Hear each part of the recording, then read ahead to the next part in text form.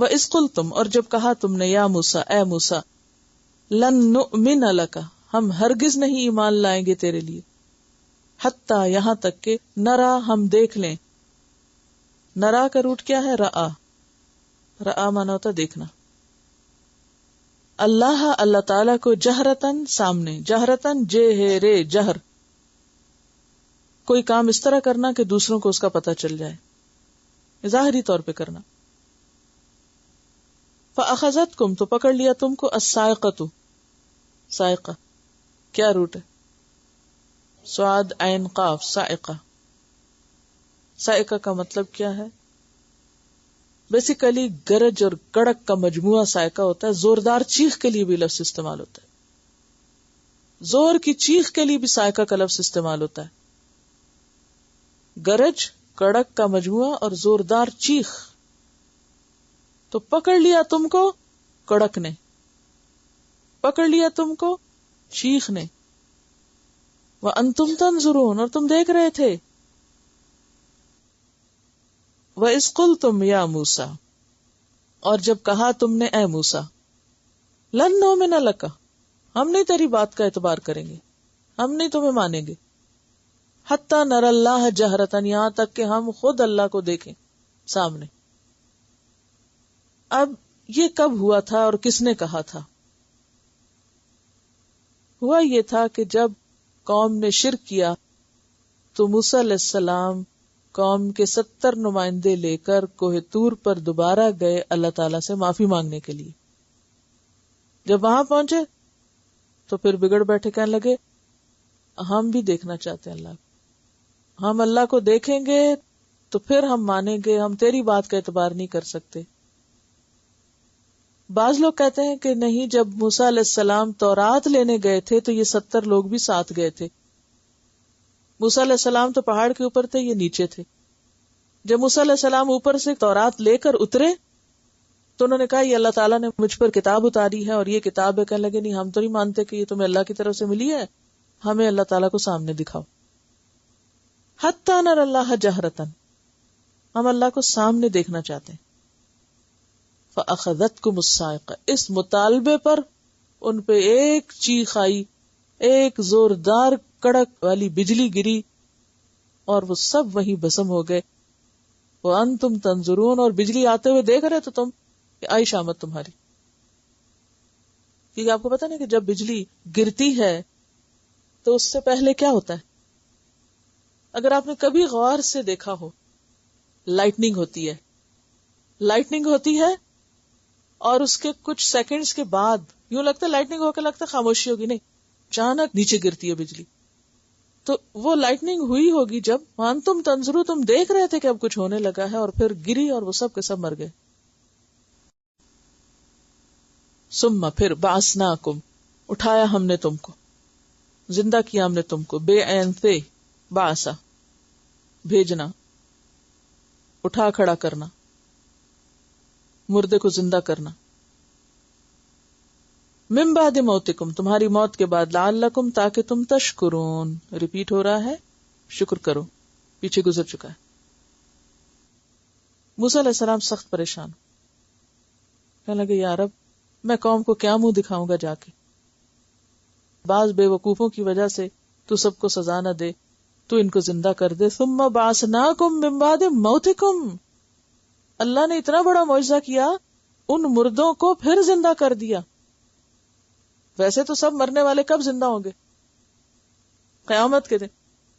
ان کو دنیا میں ہی زندہ کیا 70 لوگوں کو، حالانکہ یہ مجرم تھے جنہوں نے یہ مطالبہ کیا کہ ہم نہیں مانیں گے. ہر تھوڑے موقع پہ بگڑ جاتے تھے. اصل پتہ ہے جو زوال یافتہ لوگ ہوتے ہیں نا، جو غلام ہوتے ہیں، چھوٹے ذہن کے لوگ ہوتے ہیں، وہ بات بات میں ناراض ہونے لگتے ہیں. 2 طرح کے لوگ ہوتے ہیں نا، ایک وہ ہوتے ہیں جن کے دل بڑے ہوتے ہیں، اور بڑے دل والوں کو کچھ بھی کہہ دو کچھ وہ نہیں محسوس کرتے، کریں بھی تو وہ اس کو اگنور کر دیتے ہیں، بات بات میں ناراض نہیں ہو بیٹھتے. جو چھوٹے دل کے لوگ ہوتے ہیں، جن کا ظرف چھوٹا ہوتا ہے، چھوٹا سا دل ہے، ذرا سی کوئی بات ہوئی تو اس کو نہ سمیٹ سکتے، نہ معاف کر سکتے، نہ ہضم کر سکتے، وہ اس کو اچھال بار پھینکتے. ہر وقت ریئیکشنری، ہر بات پہ ریئیکشن. اب اس میں بہت حصہ ہوتا ہے اس بات کا کہ ایک شخص براٹ اپ کیسے ہوا ہے. یہ بنی اسرائیل جہاں براٹ اپ ہوئے تھے نا، اور جس حالت میں تھے اور جس کنڈیشن میں تھے، یہ اس کا اثر تھا ان پہ. غلامی میں زندگی گزاری تھی، مزدور طبقہ تھا، تو مزدور طبقے کے حالات کیا تھے؟ بات بات میں آپے سے بات. ادھر مان رہے ہیں اتنا بڑا معجزہ دیکھ کے آنکھوں کے سامنے وہ سمندر کا پھٹنا اور نجات پانا اور دشمن سے نکلنا، ادھر آ کے پھر خدا کو بھول گئے جس نے یہ سب کچھ دیا، بچڑے کو معبود بنا بیٹھے. ادھر کہتے ہیں ہاں موسیٰ تجھ کو مانتے، تو ہمیں نجات دلا، اور ادھر موسیٰ علیہ السلام تورات لے کر آتے ہیں، کہتے ہیں ہم نہیں مانیں گے، ہم نے بھی دیکھنا رب. یعنی عجیب قوم.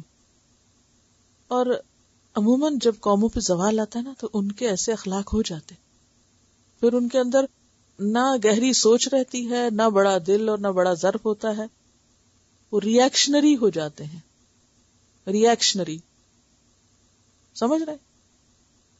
جیسے آج کل مسلمانوں کا حال، کوئی معاملہ ہو، کوئی مسئلہ ہو، کوئی مشکل ہو تو سوچتے سمجھتے کم ہے، ٹھنڈے دل دماغ سے اس کو حل کرنے کی بجائے اس وقت بحیثیت امت ہمارا حال کیا ہے؟ ہر چیز میں ایجیٹیشن، ہر چیز میں ریئیکشن، ہر چیز میں چھوٹی چھوٹی باتوں پہ آپے سے باہر. ایک مزاج بن گیا مسلمانوں کا. اور آپ دیکھ رہے ہیں کہ ان ریئیکشن سے کیا مسئلہ حل ہوتا ہے، ایجیٹیشن سے کتنے مسائل حل ہو جاتے ہیں. ہارڈلی کچھ حاصل ہوتا ہے، الٹا اور امیج خراب ہوتا ہے، اور امیج خراب ہوتا ہے. تو بنی اسرائیل بھی بات بات پہ ایک نیا مطالبہ، پل میں کچھ پل میں کچھ، کیونکہ یہ ساری چیزیں آتی ہیں علم سے، اچھی صحبت سے، اچھی تربیت سے. تو یہاں وہ چیز تو کوئی تھی نہیں، ابھی تو تورات مل رہی تھی، اور تورات ملتے ہی یہ مطالبہ کر بیٹھے. پھر بھی اللہ تعالیٰ نے ان سے درگزر کیا، پھر ان کو اٹھایا. اب یہ کوئی چھوٹی بات تھی کہ مرنے کے بعد کوئی اٹھے؟ کبھی اور ہوا دنیا میں کہیں کہ اس طرح کسی پہ احسان ہو؟ کتنے مرنے والوں پہ لوگ کتنا روتے ہیں کہ یا اللہ ان کو تو زندہ کر دے. لیکن ان کے ساتھ اللہ نے یہ احسان بھی کیا، لعلکم تشکرون، تاکہ تم شکر ادا کرو. وَظَلَّلْنَا، اور سایہ کیا ہم نے، علیکم تم پر، الغمامہ بادلوں کا. ظللنا کا لفظ ہے زوئے لام لام، ذل سائے کو کہتے ہیں. غمام، غمام غین میم میم سے ہے، غم اسی سے ہے. بادل، وہ بادل جو طے بطے ہو کے گاڑھا ہو جائے اور سورج کی روشنی زمین تک نہ آنے دے، ایسے بادل کو غمام کہتے ہیں. یعنی طے بطے، جس سے پھر روشنی نیچے نہ آ سکے. تو غم سے بھی کیا ہوتا ہے، انسان کے دل میں کوئی امید کی کرن، خوشی کی روشنی باقی نہیں رہتی. اور سایہ کیا ہم نے تم پر، غمام کا یعنی بادلوں کا. وَأَنزَلْنَا، اور نازل کیا ہم نے، علیکم تم پر، المن من، والسلوى اور سلوى. من کا روٹ ہے میم نون نون. من کا لفظی معنی ہوتا ہے احسان. تو وہ کھانا جو احسان کے طور پر ان پہ نازل ہوا، اور اس کے بارے میں بھی کئی وضاحتیں کی گئی ہیں. بعض کے نزدیک یہ مشروم تھے، کھمبی. بعض نے کہا کہ یہ میٹھی چیز تھی، ترنجبین کہا. بعض نے کہا کہ یہ شہد یا میٹھا پانی تھا.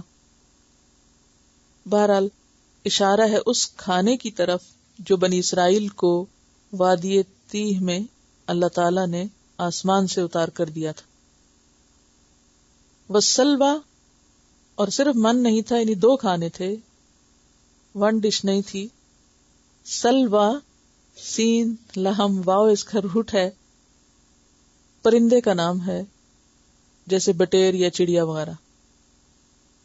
یعنی ایک نمکین اور ایک میٹھی، یا اگر کھمبی کہیں، مشروم کہیں تو سیلڈ، اور میٹھا نہیں. طیبات، پاکیزہ چیزیں، طیب سے، طیبے. طیب کہتے ہیں کسی چیز کا دل کو خوش لگنا، اچھا لگنا، خوش ذائقہ ہونا، ظاہری نجاستوں سے پاک، خوش منظر چیز کے لیے طیب استعمال ہوتا ہے. کلوا من طیبات، کھاؤ پاکیزہ چیزوں میں سے، ما رزقناکم، جو رزق دی ہم نے تم کو یا عطا کی ہم نے تم کو. وما ظلمونا، اور نہیں انہوں نے ظلم کیا ہم پر، ولکن لیکن کانو تھے وہ انفسہم اپنی جانوں پر یظلمون ظلم کرتے. اب چونکہ یہ صحرا میں تھے، کوئی گھر نہیں تھا، کوئی مکان نہیں تھا، دن میں سخت دھوپ ہوتی تھی، تو اللہ تعالیٰ نے ان کے اوپر بادل کا سایہ کیا. وَظَلَّلْنَا عَلَيْكُمُ الْغَمَامَ، ہم نے تم پہ بادل بھیج دیے. اب آپ دیکھیں جب بادل آتا ہے تو ساتھ ٹھنڈی ہوائیں بھی آتی ہیں نا، موسم بدل جاتا ہے اور ایک فضا کے اندر ایک خوشی کسی کیفیت پیدا ہونے لگتی ہے. بادلوں کا ایک حسن ہوتا ہے، اور پھر وہ بادل جو سایہ دیں ان کو، کتنی بڑی رحمت کہ ان کے سائے کا انتظام اللہ نے بادلوں سے کیا جبکہ ان کے لیے گھر کوئی نہیں تھا. وَأَنزَلْنَا عَلَيْكُمُ الْمَنَّ وَالسَّلْوَىٰ، کھانے کو کچھ نہیں تھا وہاں، کچھ کھیت وہاں نہیں اگے ہوئے تھے، کوئی کھانے کی چیز نہ تھی. اللہ نے آسمان سے رزق اتارا، من اور سلوا کی شکل میں، میٹھا بھی اور نمکین بھی. کلو، کھاؤ، من طیبات ما رزقناکم، پاکیزہ چیزوں میں سے جو ہم نے تم کو رزق دیا، صاف ستھرا کھاؤ. اچھا یہ کیوں کہا گیا کہ صاف کھاؤ؟ ہوتا یہ تھا کہ جو ہوتا تھا اس میں سے کھانے کے بعد کچھ بچا کے سنبھال کے رکھ لیتے تھے کہ صبح کھائیں گے. آپ کے پاس تو فریج ہیں، فریزرز ہیں، بہت کچھ سمیٹنے سنبھالنے کو ہے، وہاں تو رہنے کا گھر نہیں تھا تو باقی انتظام کیا. اب وہ کیا ہے، ظاہر ہے کہ اگر سویر کا شام تک بچائیں گے یا شام کا سویر تک بچائیں گے تو گلے سڑے گا نہیں.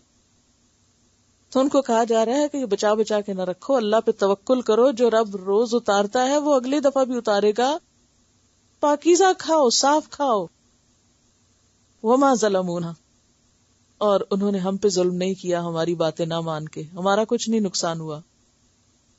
ولیکن کانوا انفسہم یظلمون، وہ اپنی جانوں پہ خود ظلم کرتے تھے. یہ غلط کام کر کے، یہ ایسے طریقے اختیار کر کے خود اپنے اوپر ظلم کرنے والے تھے. بات یہ ہے کہ انسان جب اللہ کی بات نہیں مانتا تو وہ سمجھتا کہ جیسے وہ اپنی سرکشی سے شاید اللہ کو کوئی نقصان دے گا. نہیں، جہاں کوئی شخص اللہ کے حکم کا انکار کرتا ہے وہ دراصل اپنا ہی نقصان کرتا ہے. ایک حدیث میں آتا ہے، صحیح مسلم کی حدیث ہے، یا عبادی لو اولکم وآخرکم وانسکم وجنکم کانوا علی اتقى قلب رجل واحد منکم ما زاد ذلك فی ملکی شیئا. یا عبادی لو ان اولکم وآخرکم وانسکم وجنکم کانوا علی افجر قلب رجل واحد منکم ما نقص ذلك من ملکی شیئا. یہ حدیث قدسی. عربی مجھے معلوم ہے آپ کو سمجھ نہیں آگی، لیکن میں چاہتی ہوں کہ آپ کے کانوں سے ٹکرائے اور مانوس ہوں آپ کے کان، تاکہ حدیثیں بھی آپ کو آہستہ آہستہ سمجھ آنے لگے. کیونکہ بچے صرف سنتے رہتے سن کے سیکھ لیتے، تو آپ بھی انشاءاللہ سنتے رہے تو مانوس ہو جائیں گے. اس لیے اس کو بوجھ نہ سمجھا کریں. اے میرے بندو، اگر تمہارے اول اور آخر، انسان اور جن، سب کے سب سے زیادہ متقی پرہیزگار شخص کے دل کی طرح ہو جائیں، ما زاد ذلک فی ملکی شیئا، اس سے میری بادشاہت میں کچھ بھی اضافہ نہیں ہوتا، مجھے کوئی فائدہ نہیں. اور اے میرے بندو، اگر تمہارے اول و آخر، جن و انس، سارے کے سارے انتہائی فاجر و فاسق شخص کے دل کی طرح ہو جائیں، انتہائی بدکار انسان کی طرح ہو جائیں، ما نقص ذلک من ملکی شیئا، اس سے میری بادشاہت میں کوئی کمی نہیں ہوتی. تمہارا شکر ادا کرنا تمہیں فائدہ دیتا ہے، تم گناہ کرتے ہو تمہیں نقصان دیتا ہے، میرا تو کچھ نہیں. یعنی بندوں کی عبادت اور بندوں کے گناہ دونوں ہی اللہ کو اس سے کوئی دلچسپی نہیں. ایسا کرنا خود بندوں کے اپنے فائدے میں. اسی لیے اللہ تعالیٰ نے کیا فرمایا، وَمَا ظَلَمُونَا وَلَكِنْ كَانُوا أَنفُسَهُمْ يَظْلِمُونَ. گناہ کر کے اپنا نقصان کر رہے تھے، اپنے پہ ظلم کر رہے تھے، اور جیسا کہ پچھلے 1-2 دن سے آپ ظلم کے بارے میں بار بار ریپیٹ کر رہے ہیں، ظلم کسی چیز کو اس کا حق نہ دینا، بظاہر لگتا ہے کہ کسی کا حق کم کیا، لیکن جس کا کم کیا اس کو تو مل ہی جانا ہے.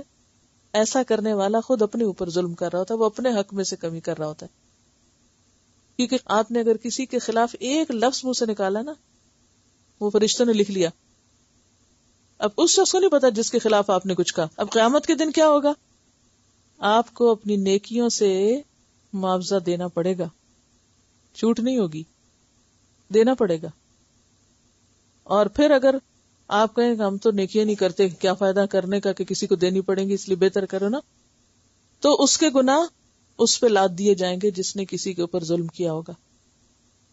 حتیٰ کہ بے سینگ بکری کے اوپر اگر سینگ والی بکری نے سینگ مارا تو اللہ تعالیٰ دونوں کو پیدا کر کے بدلہ دلوا کے پھر مٹی کرے گا ان کو. جانوروں کے ظلم کو بھی بدلہ دلوایا جائے گا. ہم سمجھتے دنیا میں جس کے پاس ذرا زور ہے، طاقت، اور وہ دوسروں کے ساتھ جو چاہے کر دے اور اس کی پوچھ نہیں ہوگی. اگر نہ حق، ایک تھا نا حق کے ساتھ، نہ حق اگر کسی نے کسی پہ ظلم کیا، وہ گویا اپنے اوپر ظلم کیا، پھر اپنے حق میں سے اس کو دوسرے کو دینا پڑے گا معاوضہ. تو اس لیے بی کیئرفل. دنیا میں ہم سمجھتے ہیں کہ ہم جیسے چاہیں جس کے خلاف بولیں اور ہمارا کچھ نقصان نہیں، یہ بڑی سخت بھول ہے.